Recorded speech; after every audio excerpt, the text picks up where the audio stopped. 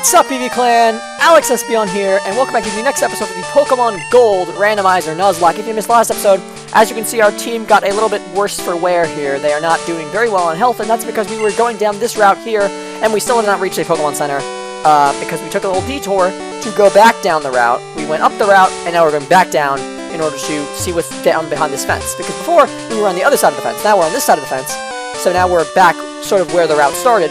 Obviously, as you can see, there's like that doorway there. It started down there, but now we're on the other side of the fence, so we've got some more stuff to check out over on this side. And one of those things is this trainer right here. So we're gonna fight him. What kinds of Pokeballs do you use? So last time I actually caught a Venonat and a Moonball. So I guess Moonball is one of those Pokeballs that you can add to the list of Pokeballs that I use. But most of the time it is just like Pokeball currently at this point in the game. I mean, at some point we will be using Great Balls, and then at some point we'll be using Ultra Balls. Obviously what we're using primarily at a point depends on what point we're in the game. But for now, I am using primarily Pokeballs. So, Pokeballs would be my best answer here. Just normal, average, everyday Pokeballs. Nothing special, nothing cool or anything. Just like Pokeballs, just standard. Just old and reliable. Old and reliable. Classic Pokeballs. Ammonite, okay. Venusaur would sometimes be a problem. Could sometimes be a problem because that's a pretty strong Pokemon, but in this scenario it was not, because we had a flying type as our lead, a pretty good flying type who was much higher level than the Venusaur, so it was not a problem in this specific scenario. Ammonite, okay, that is not that strong. It is weak to electric, so we're going to go out to Juan. That actually might not be the best idea now that I think about it, because it is a water type, and we are quite higher level than it, so much higher level than it, so I don't think this will, it'll kill me right now or anything, but it is still scary to the point where, I might not want to keep one out depending on how much damage this does. I don't think it's gonna one-shot me. I don't think if it crit will one-shot me. Let's stay in. Let's just go for it. See how much damage this Thunder Shock does, and then I'll decide if I should be worried. Is it go for a water type move? It's not gonna go for a water type move. Okay, so that's not okay. That should have probably been worried about the water type move then. If that's how much damage a bite does, that I should have been worried about the water type move, honestly, because that is a bit more damage than I was expecting that to do. Considering a water gun would have been the same power as that bite, but super effective on us. No, I think I should have been a lot more worried about the water gun actually than I was, but it's okay. It didn't use one, so we're good. Yikes, not fast enough. Okay, so apparently he was not fast enough. I'd argue he was, actually, yeah, he was not fast enough because our Pidgeotto outsped and killed him in one hit. Killed the Venusaur in one hit, so... Yeah, if Venusaur was a little bit faster, that probably would have helped him out a little bit, but, I wouldn't say that speed was the main thing that lost you that battle. I wouldn't say that a lack of speed was your main problem. Some Pokemon flee right away. Try catching them with Kurt's Fastball. Whenever I find a white Apricorn, I take it to Kurt. He turns it into a custom Pokeball. Thank you for that advice. However, given the fact that I am using an emulator, I don't think that I am able to actually, pass time. I don't think time actually passes as I play this game. So I think that I will never be able to craft a Pokeball using Kurt's services, because he will never have time to make me a Pokeball. Time will never pass, and therefore he will never make any progress on actually making the Pokeballs, and therefore there is really no point in me ever giving him ingredients for a Pokeball and asking him to make one, because he never will. So thank you for the advice. However, in this specific scenario, given how I am playing this game, it is not helpful to me in the slightest. Again, though, still appreciate the advice. Thank you for trying to help me. It is very nice of you to, after losing, still be gracious enough to give me advice. Give me good advice. At least advice that you think is good. So thank you for that. Thank you for trying to help, even after losing. You lose very graciously. Sing! Okay, so now we're going to be put to sleep. I kind of wish that didn't hit, because that's just annoying. But, so they're going to get a chance while we're sleeping to Moonlight again and heal themselves up. Even if we heal the sleep instantly, which I don't even know if we could do. We might just be asleep for a while, because I don't know how many status cure items we have. I especially don't think we have anything for sleep, specifically. So we might have to do, a full status cure item. And I don't even know how many of those we have. We might not even have those either. Brick Piece, Energy Root, Surf Mail, Bitterberry. Bitterberry doesn't... Yeah, that's Confusion. Light Boom Mail, Poison Cure Berry. No, I don't think we have anything for sleep here. I don't think we have anything to possibly cure sleep. Powers Up, what does that do? Powers Up Grass type moves. We had that on... Did we ever have that on Hoppip, or did we just say we were going to put that on Hoppip and then we never did? I don't know. Lockbell, White Uppercut. No, I don't think that anything here... No, nothing here cures poison. Not poison. Yes, I do have a Poison Cure Berry. I do have something that cures poison. However, poison is not actually what we're looking for. We're looking for something that cures sleep. I misspoke. Whoopsies. Double Slap. Okay, we should be able to take that, no problem. Okay, that does not do a whole lot. I was correct. Not a problem taking that. Did do 6 damage to us that with 2, so with 5 it would do... 5 times 3 is 15. Okay, yeah. Even a 5 hits would not kill us at this point. So we are fine, we are dandy. As long as it does not crit on every single Double Slap, I think we're alive. I think we live. Because then it would do 30. Yeah, then it would kill us, but it's not going to crit on every single Double Slap. It might crit on 1, though. And then we could be taken down to 1 health here, which would be scary. But for it to kill us here, it would have to crit on more than 1. Oh, it has Metronome! Oh gosh! Thank goodness that was a status move, and not something crazy powerful, not like Thunder or something, because then we might have died. If that went to Thunder Shock, we probably would have died there. So I'm going to heal up now that I know it has Metronome. I don't know why I didn't think about the fact that it might have Metronome. I don't know why that didn't even cross my mind. That's kind of stupid of me for not assuming that it would have Metronome. There's the Thunder Shock! Oh my gosh, thank goodness we healed! It wouldn't have even killed. It wouldn't have even killed. That didn't... I don't know how much damage that did, but that definitely did not do 19. Because 19 would have been 67. That would have taken us down to... 19 would have done... 69... 69? No, 59 from full health. And we were not at full health, and it did 58. So that did not... That would not have killed us. Because we had 19 health. So that did not do 19 damage. So that would not have killed us. But, still scary that we were a turn away from getting Thundershocked. That Metronome... That Metronome was Thundershock. And, like, the previous one could have been Thundershock, too. Like, just goes to show. Just goes to show. Like, it could have gotten Thundershock on that turn. Like, that is a possibility that could have happened. It was 1 turn away from that being what happened. So, thank goodness that was not the case. Even if that wouldn't have killed us, still would have been scary. A critical could have. Just goes to show. A critical could have. I have no doubt in the fact that a critical could have. I don't know the math. I don't know how much damage that did exactly. That Thundershock did. However, I think a critical... I have no doubt that a critical would have killed. So, thank goodness we healed up there. Because the chance of it getting a crit, obviously, is never 0. The chance of it getting a crit on Thundershock is never 0. So, just scary. Just a scary moment. Just a scary thing that happened, that it got Thundershock.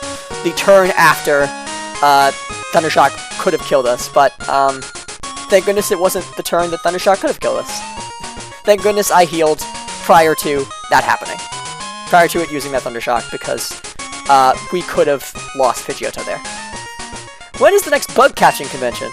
Sorry, contest, not convention. I just saw con dash and assumed what it was going to be, but you know what they say about assuming. It makes an ass out of you and me, so I should not do it. That's my bad. When is the next bug-catching contest going to be? I don't really keep up with those things. I would tell you if I knew, but I do not, so sorry. We hold contests regularly in the park. You should give it a shot. Oh, is this the park that I'm going into right now?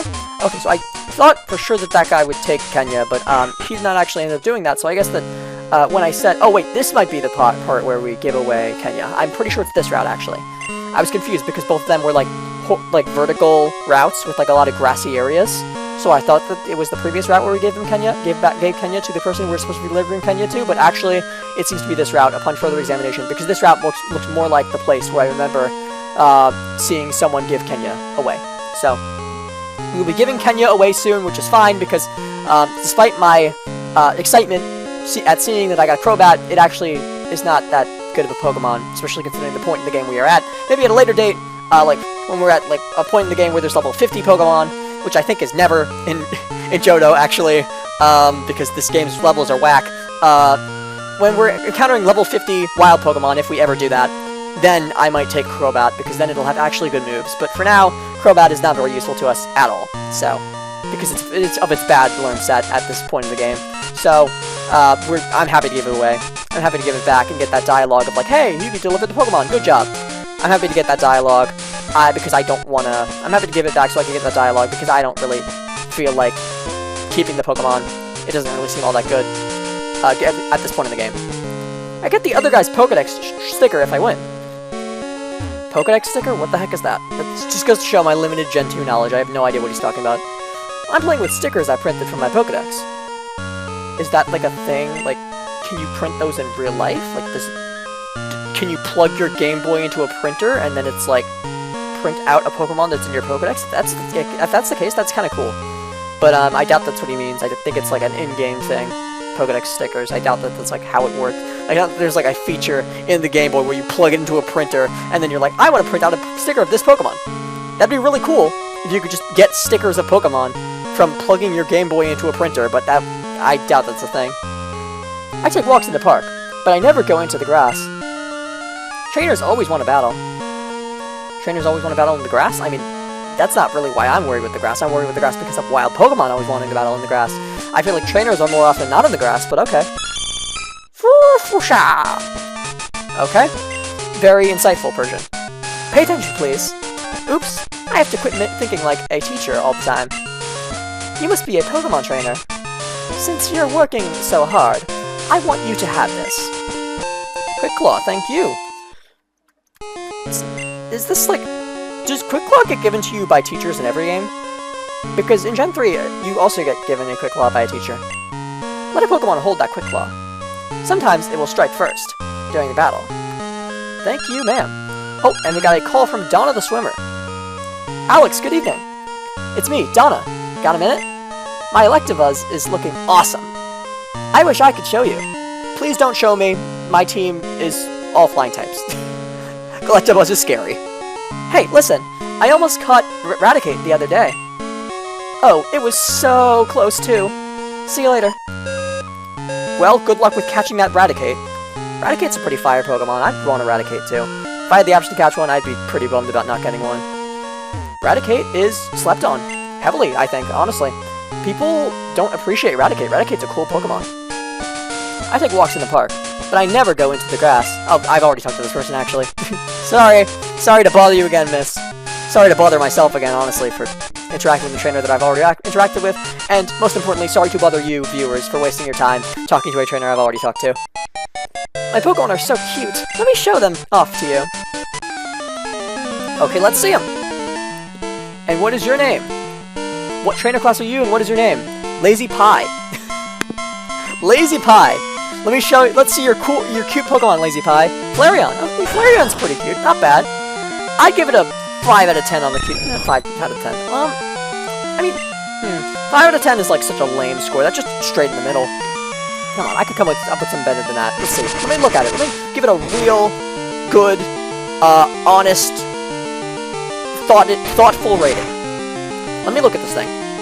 What does it rank on the cuteness scale? Let's see it. Let me take a close look at this thing. Let me really examine it. This is a... I feel like given the sprite, it's like a 4. 4 out of 10 on the cuteness scale. 10 being the cutest, by the way. 0 being the least cute. I would say that it's a 4 in this game. I think in other games, it might be like a 7.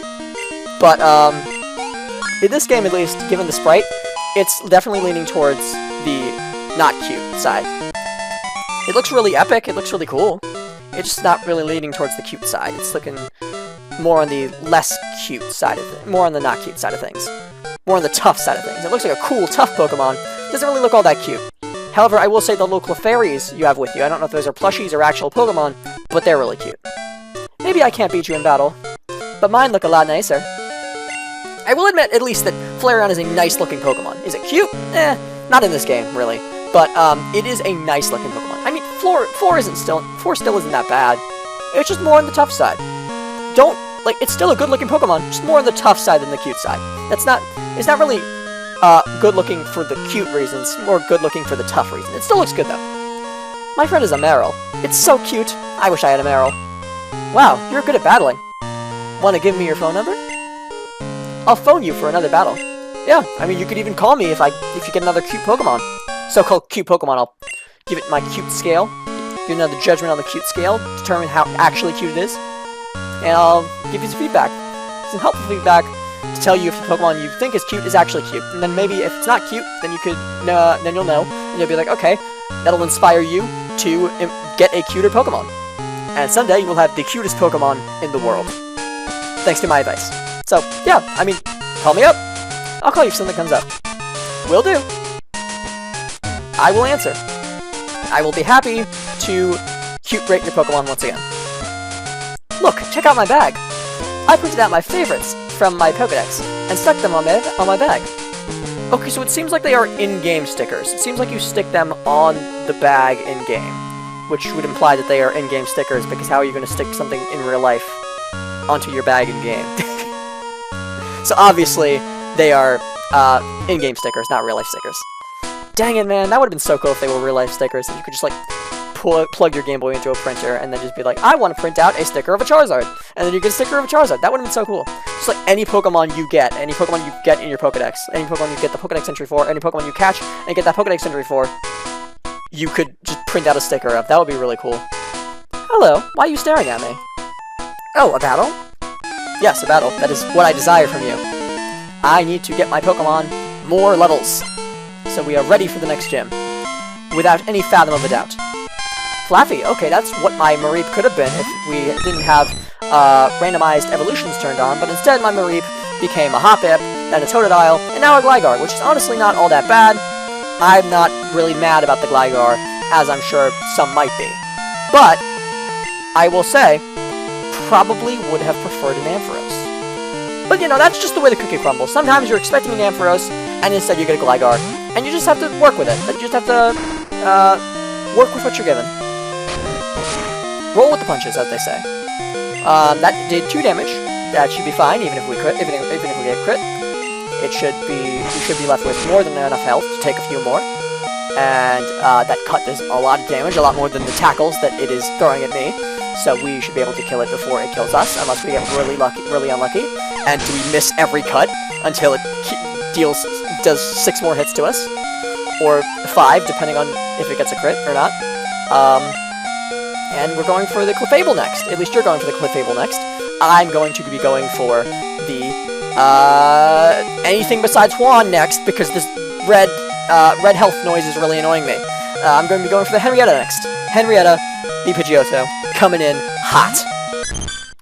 So here comes Henrietta to deal with another Clefable, because I believe this is the second Clefable we've dealt with this episode.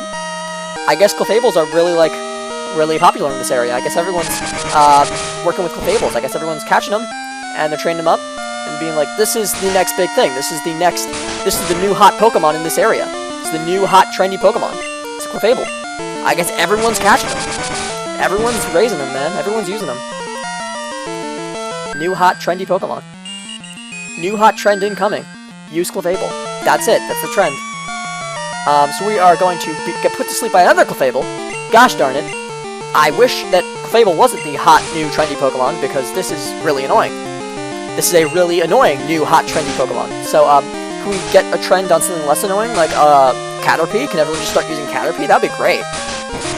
I mean, honestly, like, something... If we could get some... I mean, I shouldn't be complaining all that much, because, like, at least the hot, new, trendy Pokemon in this area is something that's, like, not too tough. I mean, obviously, it's a fully evolved Pokemon, so it could be not less strong, but okay, good.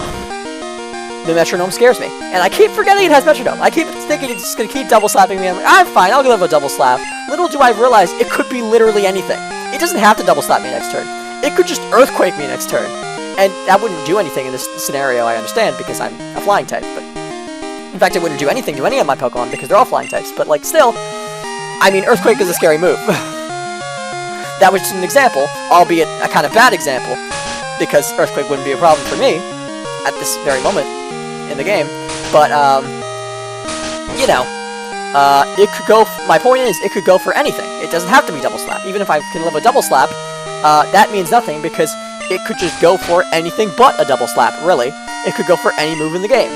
So I should not be planning... The scary thing about Clefable is not that, like, its double slaps are doing tons of damage, no. The scary thing about Clefable is that it could go for anything. Literally anything. It could just pull out Thundershock right now. Or Thunderbolt right now, even. Because that would just one-shot me. Like, I wouldn't be able to play around that. That would just be terrible luck. And that's just, like, something that I have to think about when I'm fighting a Clefable. Is that at any point, it could just metronome onto a super effective move. And if it's powerful enough, that just kills, and there's nothing I can do about it. So, yeah. Clefable, not the worst Pokemon for there to be a hot new trend of, because at least it's, like, pretty weak. However, the fact that it's going for Metronome, it has Metronome, also does not make it the best. There are certain fully evolved Pokemon that I probably prefer over Clefable, in terms of the Pokemon that everybody seems to be using. Even though it's got, like, pretty bad stats comparable to, like, most other fully evolved Pokemon, those Metronomes, man, those Metronomes are terrifying. So, honestly, I'd probably take, like, Eradicate, or, I don't know, Eradicate does a lot of damage, actually, now that I think about it. What's some fully evolved Pokemon I'd rather, like, take instead of Clefable as something that everyone's using? I mean, obviously, I'd rather take not a fully evolved Pokemon. I'd rather take, like, little babies, because as something that everybody's using, because that would make things so much easier for me. But if it had to be a fully evolved Pokemon, I'd say, like, probably Pidgeotto would be better, or, like, Fearow, or, like, Poliwrath, I guess, given my personal situation in terms of Pokemon. Like, I have a powerful flying type. Poliwrath wouldn't be that much of a problem. I guess Machamp also would be a good thing, a good fully evolved Pokemon for everyone to have. Not because it's a really weak fully evolved Pokemon, no, but because I have a powerful flying type, as I said with the Poliwrath, for the same reason that Poliwrath would be good for everyone to have. Machamp is also pretty good for everyone to have, because, like, you know, Henrietta can deal with that. That's something that Henrietta can deal with. It's a pretty strong Pokemon, sure, but it's something that Henrietta can deal with, at least. So, honestly, it wouldn't be that bad if everyone had one.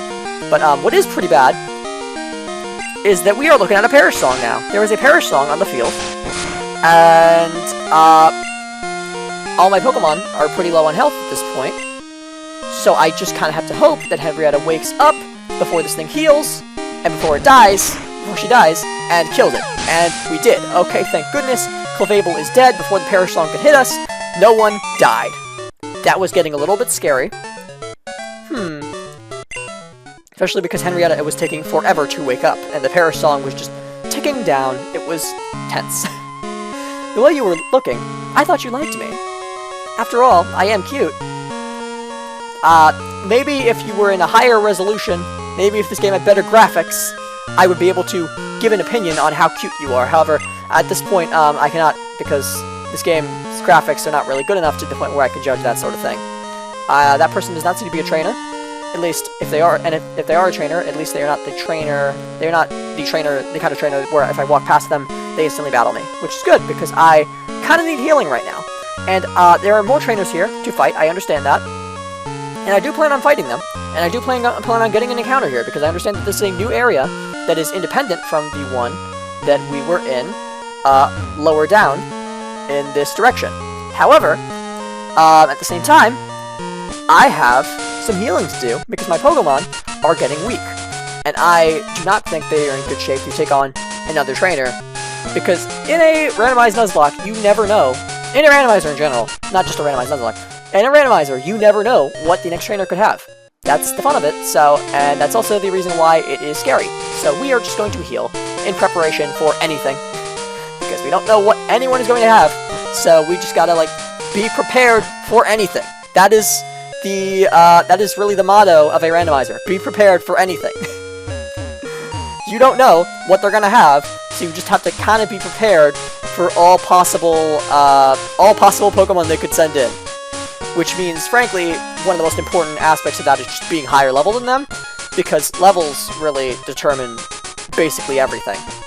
Like, yeah, some Pokemon are really tough, and some Pokemon are really weak, just by nature, just by, like, what Pokemon they are. But a really weak Pokemon could take out a really strong Pokemon if it is, like, much higher, if the really weak Pokemon is much higher level. Levels really can mean the difference in a lot of situations. The level difference really can make the difference in terms of a battle that you win versus a battle that you lose. So, really, when it comes to being prepared for everything, any possible Pokemon they could send out, what you want to do in a Nuzlocke is just make sure that your Pokemon are at a good level. You want to make sure that they are always a little bit above, at least a little bit above, the Pokemon that you're fighting. Because that way, no matter what they send out, you will at least stand a chance. Because you will be, even though they may be the stronger Pokemon, you are a more skilled Pokemon. You are sending out a more skilled Pokemon. You are sending out a better trained Pokemon. So, more important than, it is even more important than in a normal Nuzlocke, that you be higher level than your opponents in a randomizer, because in a normal Nuzlocke, you can plan around what they're doing, what they're throwing at you, even if your Pokemon is lower level. But in a randomized Nuzlocke, you don't know what they're sending out, so you have to make sure that your Pokemon, that the Pokemon you send out is going to be stronger than theirs. And how do you ensure that when you don't know what Pokemon they're sending out? You make sure that your Pokemon will be higher level than theirs. That's how you do it. And so we are going to fight this guy, and then we're going to end off the episode with that. The world of Pokemon is deep. There are still lots of things we don't know. But I know more than you do. That is debatable, my friend. I know a lot of things about Pokemon. In fact, you are in Generation 2, so I know a heck of a lot more Pokemon than you do. They didn't even exist at this point. In the point in time where you exist, in this era, there are Pokemon. There are like 800 Pokemon. That's not correct. It's less than 800. But there are like roughly 800 Pokemon. Maybe like closer to 700. I don't really know. 700 to 800 Pokemon that don't even exist yet. And I know about a ton of those. So I would say that I definitely know more about Pokemon than you. Not because you're not knowledgeable about Pokemon or anything, but just because you are existing in a game where there are less Pokemon than there are currently in modern Pokemon games. So, yeah, I would say I absolutely know more about Pokemon than you, just because my Pokemon knowledge is not restrained to this specific world, this specific game, this specific iteration of Pokemon. And this Hypno was worrying me for a second because he went for the confusion, and I thought, I thought for a second that Juan was a poison type, and I was like, oh no, we're about to take a super effective move from the Hypno, which has pretty good special attack. But then I realized, as it was hitting me, like, hey, we're a ground type and a flying type. We are not a poison type. Even though we look like a poison type, and we get poison type moves, Gligar is not a poison type. And I will probably be struggling to remember that for this entire playthrough. Assuming that I keep Gligar for this entire playthrough, which I hope I do. I hope that I do. I sincerely hope that I do. But, you know, it's a Nuzlocke. If I want to keep Gligar for the entire playthrough, which I do, I gotta be careful. And, you know, that's why I tend to be, that's why even though I want Gligar to be a higher level than Henrietta, even though I want them to be the highest level because they are our starter, they are continuing to be a lower level. I'm not giving them the training that I necessarily want to, because I know it is beneficial for them in many situations at this point to be staying in the back and letting Henrietta do the work, because Henrietta is unfortunately just a stronger Pokemon. Unfortunately, but fortunately, depending on how you look at it. Unfortunately or fortunately, depending on how you look at it. Because on one hand, they're the stronger Pokemon, so we're going to keep on using them. So that's unfortunate, because then we're not giving Gligar the training that they need. However, they are the stronger Pokemon. They are a stronger Pokemon than Gligar, which at the same time is fortunate, because then we have someone who is obviously stronger than a Gligar, which is good, because Gligar is not that strong. I mean, so far, maybe I should stop talking down on Gligar, because Juan's put in good work so far. But then again, at the same time, Juan is most of the time taking a backseat so that Henrietta can do all the hard work. So, just know, Juan, I respect you I think you're a great Pokemon and all. I'm not keeping you in the back because I think that you're like, because I like Henrietta better than you. I just need Henrietta to do some of the heavy lifting sometimes because in your current state, you're not as strong as I would like you to be. I only keep you in the back like this out of a desire to keep you safe. Just remember, I have your safety in mind, Juan. Swimmer Cammy has been defeated. What? You have been defeated. Listen, next time I talk. There is a lot to learn. For example, there are 50 kinds of TM. Again, not knowledge that is actually viable at this point in time. Traded Pokemon level up faster. Wow, you're pretty tough. Could I get your phone number? Sure, man. Then we could really see who knows the most about Pokemon. You could call me up, and then we could do like a little Pokemon trivia thing, and then we could see for sure who knows the most about Pokemon. It's gonna be me. I'll call you if anything comes up. I look forward to it, and that'll do it today for today's episode. That'll do it today for today's episode. That'll do it for today's episode. Eevee Clan, make sure you like, comment, and subscribe. And I will see you all next time. This is Alex Espion, signing off.